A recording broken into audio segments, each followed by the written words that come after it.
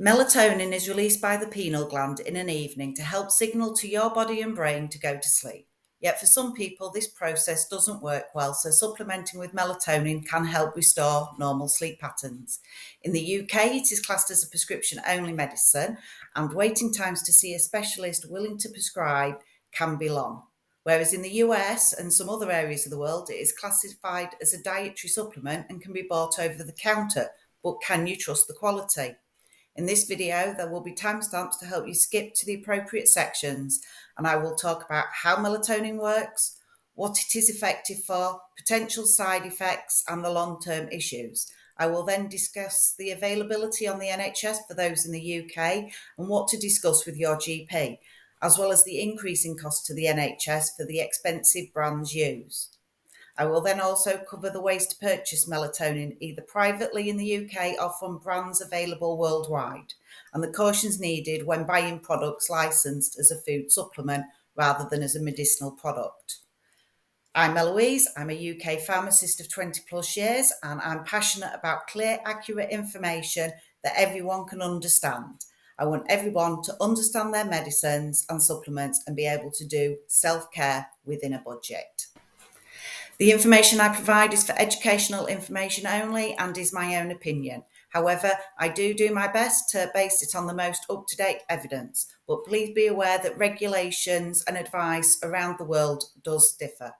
Please also contact your own healthcare professional for individual advice on your own personal situation. Melatonin is one of the hormones made by the pineal gland in regulating your circadian rhythm and telling your brain and body to rest and go to sleep. The pineal gland produces many hormones, including both serotonin and melatonin from the amino acid tryptophan, and it is the onset of sunset and reduced light through the eyes that prompts the pineal gland to secrete the melatonin that it has made. Melatonin then signals your body to reduce its temperature and start on repair mechanisms, and to your brain to slow down and enter several cycles of deep sleep and REM sleep, which is known as rapid eye movement sleep and is when dreams occur. Without your body getting enough melatonin and sleep, you will first start struggling with tiredness and fatigue during the day, with reduced concentration and reflexes. But over time, there are many documented instances of long-term diseases that comes from a lack of sleep. Hence, the study of sleep and ways to improve it has exponentially grown recently.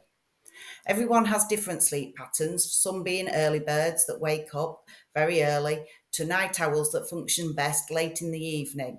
And there's probably an evolutionary advantage in groups of people living together to have these two different types of people. Also, children need much more sleep as their bodies are growing and therefore produce much more melatonin. But this reduces naturally in adolescence and then again after the age of 50. And often people in their 80s and 90s only need 4 or 5 hours sleep. However, for some people, their pineal gland doesn't produce enough melatonin. This could be due to environmental factors such as too much white light from artificial sources, as well as stimulants such as caffeine, as well as continued stress where the body continues to produce cortisol, keeping the body and brain in a high alert. Jet lag is an extreme situation where you are trying to artificially change the light inputs into your brain and your body doesn't know when it should be waking up. However, there are also some biological reasons that reduce melatonin production, and these are still being studied. But people that are blind who cannot detect light on their retinas can suffer from regulation of their melatonin, as well as autistic people and those with specific sleep disorders such as REM sleep disturbance and delayed sleep phase syndrome. Does melatonin work? Well, the simple answer is that yes, it does, if the reason why you are taking it is because your body's not producing enough melatonin or you are wanting to produce melatonin at a different time of day and your environment is suitable for falling asleep. However, you do need to have good sleep hygiene alongside melatonin, as external factors will still prevent sleep even when you've got high level of melatonin circulating in your system. We've all done this with using caffeine to study all night, or being out in an environment with lots of stimulus, or being that stressed out that our body has produced sufficient cortisol to keep our brain overthinking all night and our bodies tossing and turning. So, there have been trials on the efficacy of melatonin. These first were done with the treatment of jet lag, which is when you're actually wanting to artificially change when your body produces melatonin to reset your sleep pattern to that of the time zone that you've just moved into. And this is one of the most efficient ways to use melatonin. The other set of people that these trials have been done in is those that are over 55, where naturally they're no longer producing enough melatonin. And so by increasing the amount of melatonin with a supplement will provide them with that stimulus to then sleep the required hours that they feel that they need. And many children with autism spectrum disorders and ADHD struggle with sleep due to not having the same melatonin production as other children. Therefore, melatonin has been shown in trials to be specifically beneficial for this group of patients. However, getting to see a paediatrician for the melatonin to get started can be a very long wait. I am going to just show here some of the trial evidence that shows how much melatonin can make a difference. And this is from one of the melatonin products that is licensed in the UK. And as you can see from this data, many of the children get an advancement of their sleep onset by at least 30 minutes. And they can have an increase in their total sleep time up to an extra hour at night, which can make a significant difference to that child and to the families of them children. One final note on the efficacy of melatonin is regards its dosage. Just increasing the dosage doesn't necessarily mean that there will be more benefit. The reason why melatonin works so well is it goes from having a baseline of nothing during the day and then increasing during the evening and at night and then dropping back down again. If you were to actually take a larger dose thinking that you would get a larger mode of action, it might work for that one night, but then your body's not actually going to be able to excrete all of the melatonin over the next day.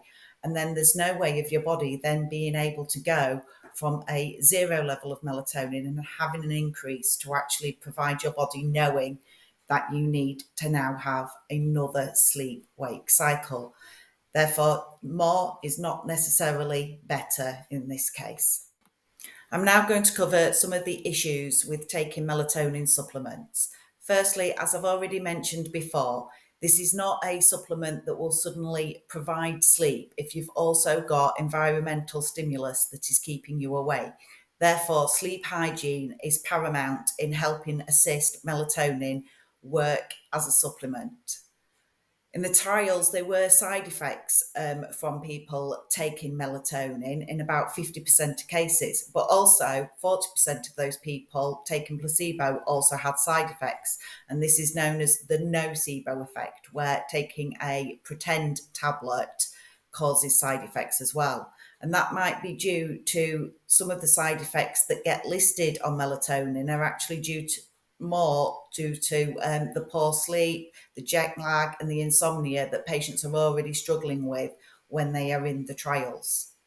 For some people, actually taking melatonin leads to irritability, nervousness, and insomnia. So it is actually counterproductive taking the melatonin. So it's very much worth having a sleep diary when you start melatonin to actually see whether it provides any benefit and whether it's providing any side effects. Some people experience more vivid dreams and occasionally nightmares. And this may be due to the fact that it is actually promoting REM sleep, where the person normally dreams. And if the person was prone to nightmares but weren't actually sleeping due to anxiety, once they are asleep, that anxiety is allowing them enough sleep to experience the nightmares. Other side effects. Another obvious side effect is that of drowsiness, as the body has been given the signal to reduce body temperature and the brain's been given the signals to reduce tiredness, ready to fall asleep.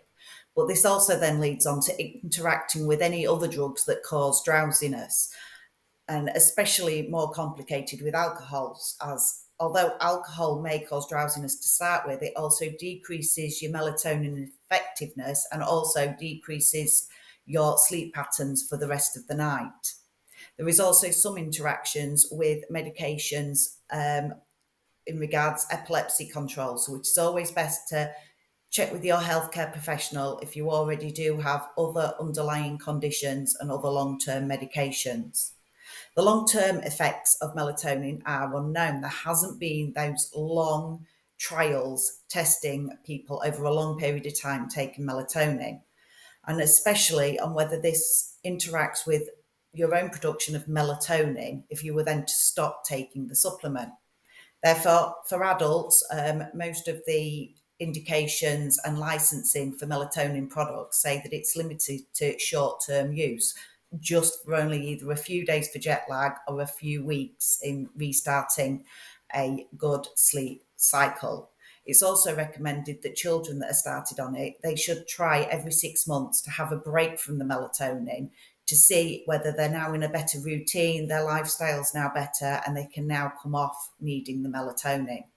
There has been potential queries on whether there's effects on puberty from taking melatonin supplements. The theory goes is that it may delay puberty as melatonin naturally decreases during adolescence and puberty to allow puberty to take place. But we still don't know enough about this system of whether it's cause and effect of the melatonin and the puberty, and whether any extra melatonin supplements put externally into a child's system actually affects this. And it's going to be very hard to get those observational trials of children that have been on long-term medication compared to those that haven't. So it's an unknown at the moment. So always talk through the long-term risks of taking melatonin, especially in children, with your doctor. This next section is specifically for the UK, where melatonin is only available on prescription and is often only initiated by specialists. And I'm going to explain the history of why this is the case. So prior to 2007, there was only an unlicensed imported special products that were ever given, and they were over £100 per prescription. Therefore, only a very few select patients were ever started on melatonin, and only after being at a specialist sleep service. However, in 2007, the first UK licensed product came on the market, with the company promoting it widely.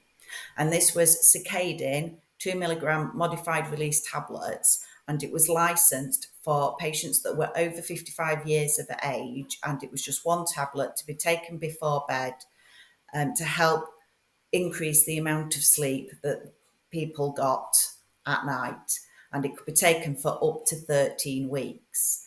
And this is because, due to the age at which melatonin naturally reduces, the trials were able to prove that it was effective enough to get the licensed.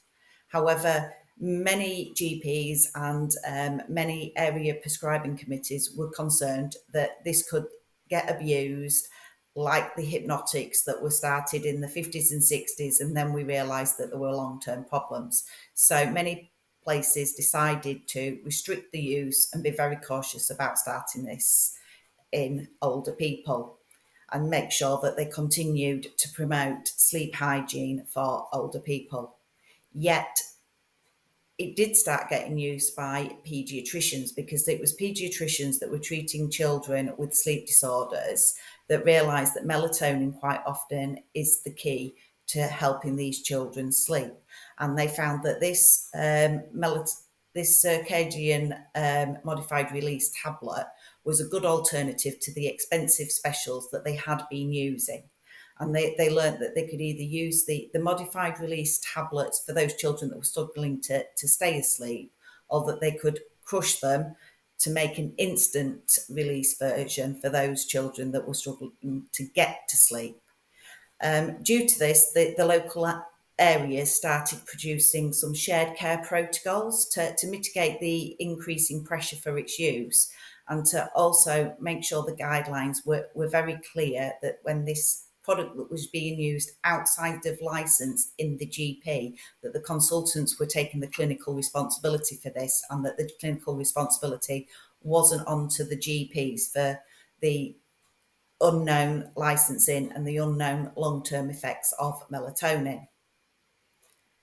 So this has gone on for quite a few years, and also during this time over the next decade, the waiting lists to get to see specialists for autistic spectrum disorders has lengthened, and some other companies have come onto the market to try and increase the amount of products that are available for the consultants to use.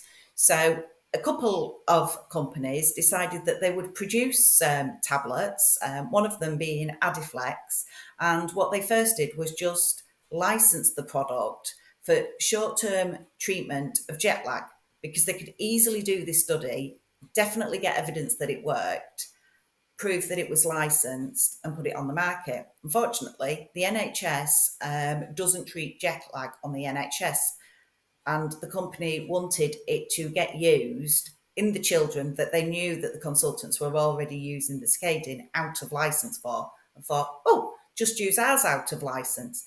But because the consultants and the area prescribing committees already had good confidence in using the Circadian product, there wasn't much uptake for this. So the newer products did go back and they did get the trials for the treatment and to get the licensing for insomnia in children and adolescents with ADHD, and for children and adolescents with autistic spectrum disorders. I'm going to put up a list of the new products that have come onto the market over the last few years. So we've got Adiflex, which are instant release products and are useful for the insomnia of children with ADHD, because the instant release helps calm the brain so that they can get to sleep, which is the main problem for ADHD. Then we've got the Slenyto, which is a modified release version, similar to the Circadin, but in a much smaller tablet that will be easier to take for smaller children. And it is licensed for autistic spectrum disorders. Then also we've had two newer products, Siesto and Syncroidin, come on the market, which are basically the same as Adiflex. So we're getting these more products, but they are all of a significant cost, and they are providing a significant cost pressure to the NHS. And these are all being included in the local areas shared care protocols, so they still do require the child to be seen by a specialist consultant, either in the children and adult mental health services, also known as CAMS, or by a paediatrician at the local hospital. For this next section, I'm going to share some of the prescribing data that shows the increasing costs of melatonin to the NHS. This website is called openprescribing.net and is publicly available, and it shows all the prescribing data in England for those prescriptions that are done by GP practices and are then dispensed at a local community pharmacy. So this data for the melatonin isn't showing us what costs are done by the consultant in the hospital when they initiate the melatonin and it's dispensed by the hospital pharmacy. This is only showing the data of the costs once the consultant at the hospital has passed the prescribing back to the GP, and the GP is prescribing it and sending it to the local pharmacy to be dispensed. So I'll show you how to use this website. At the top, you can have a look at many different types of drugs and medicines. So you just write in melatonin and you can search for all the different types of medication. So I've already chose here melatonin. I'm not going to look at a specific area of the country, but if you wanted to, you could look at your local area. So say you live in London, you can have a look and look at which area of London that you're in and find out specifically what levels are in that area. And I'm also doing this via total list size, because each area of England has a different number of patients, and we want to compare the different areas, taking into account the prescribing per 1,000 patients. So done the prescribing of melatonin for the whole of England. So come down, you'll be able to see that the items are continuing to increase year on year. And obviously, as I said, the product first came on the market, the Circadin, was back in 2007. And as you can see, the costs are continuing to rise. And if I scroll right down to the bottom, you can see here that in the last 12 months, there has been £61 million spent on melatonin, specifically by prescriptions that GPs have done that have been dispensed at the local community pharmacy. So this doesn't also take into account the extra prescribing that is being done by consultants and dispensed at the hospital. And as you can see, it's also 1.5 million items. So divide that, probably about 12. It's probably more than 100,000 different people that are being treated with melatonin across the country. And as you can see, there is an extremely big variation in the use of melatonin across the country. And this will be dependent on the local arrangements between the local hospitals and the GPs on how they take on the melatonin, and whether they restrict the use of the melatonin only by the consultants, then they keep the prescribing by the hospital pharmacy, or whether they allow more patients to be started on it and they pass the prescriptions out to the GP practice. So let's have a look at some of these. So right at the bottom here, we have the Herts Valley, and we have North Lincolnshire and North East Lincolnshire. They've obviously got very strict rules on the referrals into the consultants, and the consultants keeping the prescribing of the melatonin within the hospital system.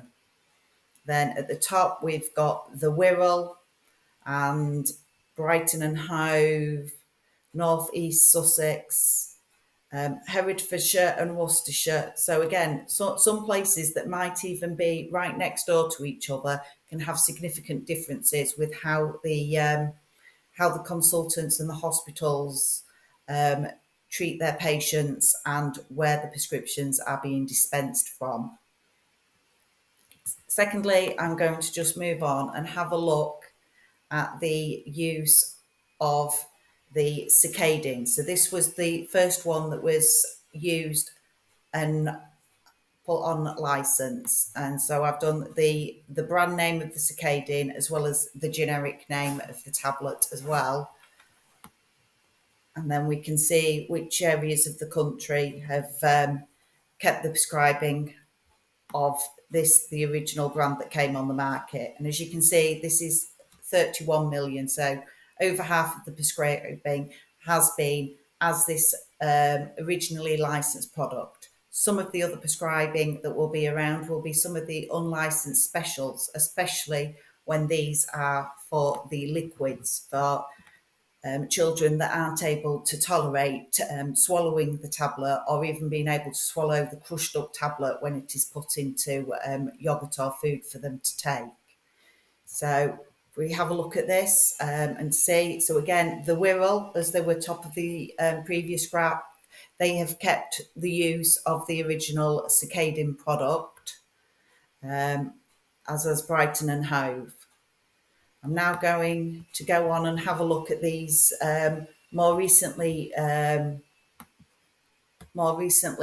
produced products, which we said was the Adiflex, the Siesto, the Slenyto, and the Circadin. And these newer products, they are going to, although they've come in about the same price as the Circadin, these are going to remain on patent for a longer time, so may overall cost the NHS more money in the long term.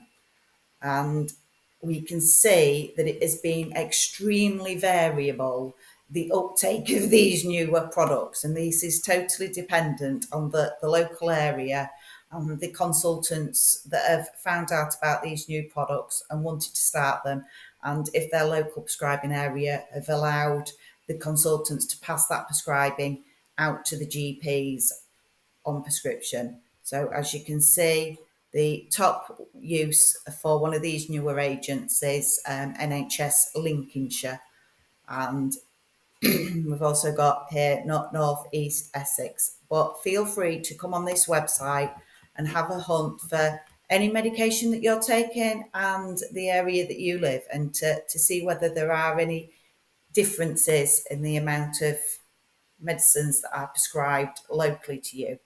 And as you can see here, there is sort of a tenth of the melatonin prescribing that of the 61 million, 6 million is of these newer what agents about the rest that of have the just come on world? the Or market. if you're in the UK and want to get hold of melatonin without using the NHS? Some other countries, such as Australia, Japan, and the EU, have melatonin as prescription only medicines as well, and will have their own rules on when this can be given on prescription.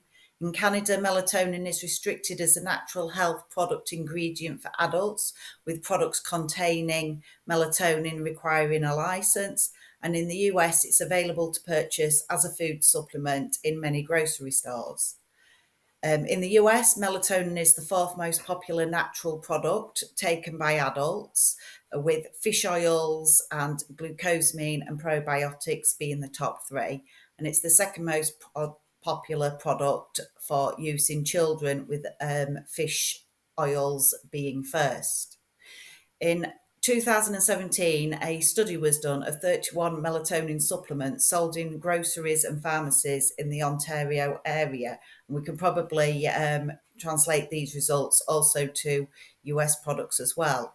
Linked below are their findings, and they showed that the contents varied from over 5 times the amount of melatonin in some to 70% having less than 10% of what they claimed. Worse yet, the content of melatonin between batches of the same product varied as much as 460%, the worst being chewable or gummy products. Also, some of the products contain significant amount of serotonin, which is a breakdown product of melatonin, and it has a different effect on the body and brain to that of actual melatonin. So, what are your options if you want to buy? So, I would say if you are in the US, you can go and have a look at the products to buy, but be careful. Try and check whether it is a reputable company that you are buying the products from. In the UK, you can occasionally find a supplier from the US or elsewhere in the world that may be able to sell you a product for you to import in, but please be careful, because customs will check that it is just for personal use and it's not for you to sell on, because obviously selling on of melatonin in the UK, because it's a prescription only medication, will be illegal. Other options are natural sources of melatonin. So, natural sources of melatonin are in products such as bananas and cherries. And so, increasing these in your diet in an evening may help with the promoting sleep. So, a banana milkshake may help in your nighttime routine. There is also supplements available in the UK that contain black cherry extract, which is supposed to contain a natural amount of melatonin, which may help in aiding sleep. There is also supplements that are available in health food shops in the UK that contain 5-HTP, which is a precursor for both melatonin and serotonin. And so there is some evidence that increasing the amount of this in your diet may also increase your levels of serotonin and melatonin. But you need to be careful of this, because you still need to have good function of your pineal gland to actually produce it into the right chemical at the right time of day and night. So thank you for watching, and if you have got this far, please comment with the sun if you are an early bird, or a moon if you're a night owl. I hope you found this video interesting, and please like and subscribe if you would like the YouTube algorithm to share this video and for my future videos to show in your feed. I'll have 2 of my previous videos linked for you to view here, and I welcome all my returning viewers. So please comment below with any questions that you have, and with any ideas that you would like me to produce on.